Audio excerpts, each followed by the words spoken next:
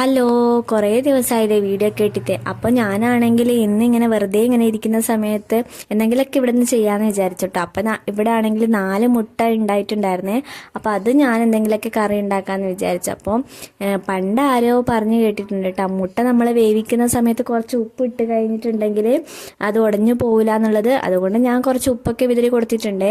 അത് കഴിഞ്ഞതിന് ശേഷം പച്ചമുളക്, ഉള്ളി, തക്കാളി ഇതൊക്കെ ഇട്ടിട്ടുണ്ടായിരുന്നേ, അരിഞ്ഞു വെച്ചിട്ടുണ്ട്. പിന്നെ അത് കഴിഞ്ഞിട്ട് ഒരു ഉരുളക്കിഴങ്ങും കൂടി എടുത്തിട്ടുണ്ടായിരുന്നേ. അതൊക്കെ ഞാനിങ്ങനെ വേവിച്ചെടുത്തിട്ടുണ്ട് കേട്ടോ. അപ്പോൾ വേവിക്കുന്ന സമയത്ത് കുറച്ച് മുളക് പൊടി, മഞ്ഞൾപ്പൊടി, ഉപ്പ് ഇത്രയും ഇട്ടിട്ടാണ് കേട്ടോ ഞാൻ വേവിച്ചത്.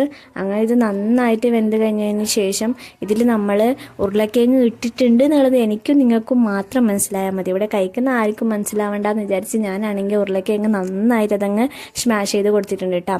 അപ്പോഴത്തേക്ക് നമ്മളുടെ മുട്ട ഇത് അടിപൊളിയായിട്ട് ഇവിടെ വെന്ത് കിട്ടിയിട്ടുണ്ട് കേട്ടോ.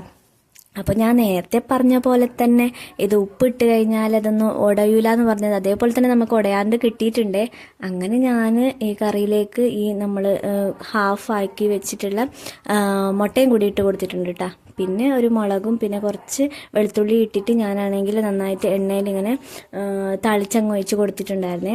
പിന്നെ നമുക്ക് ഇന്നുള്ളതാണെങ്കിൽ ചോറല്ല കഞ്ഞി, പിന്നെ ഉപ്പേരി ഉണ്ടായിരുന്നു, പിന്നെ നമ്മളിപ്പോൾ ഉണ്ടാക്കിയ മുട്ടക്കറി. ഇതൊക്കെ കൂട്ടിയാണ് കേട്ടോ കഴിച്ചിട്ടുണ്ടായിരുന്നത്. അപ്പോൾ കറിയാണെങ്കിൽ എന്തായാലും നല്ല ടേസ്റ്റ് ഉണ്ടായിരുന്നു കേട്ടോ. ഇച്ചിരി ഉപ്പ് കൂടിപ്പോയോ എന്നൊരു ഡൗട്ട് ഉണ്ടായിരുന്നു, എന്നാലും കുഴപ്പമില്ല, കഞ്ഞി ആയതുകൊണ്ട് അഡ്ജസ്റ്റ് ചെയ്ത് കഴിക്കാൻ പറ്റി കേട്ടോ. അപ്പോൾ നിങ്ങൾ ഈ കറി നിങ്ങൾക്ക് ഇഷ്ടപ്പെട്ടിട്ടുണ്ടെങ്കിൽ സിമ്പിളായിട്ട് നിങ്ങൾക്ക് വീട്ടിൽ ഉണ്ടാക്കാവുന്നതേ ഉള്ളൂ.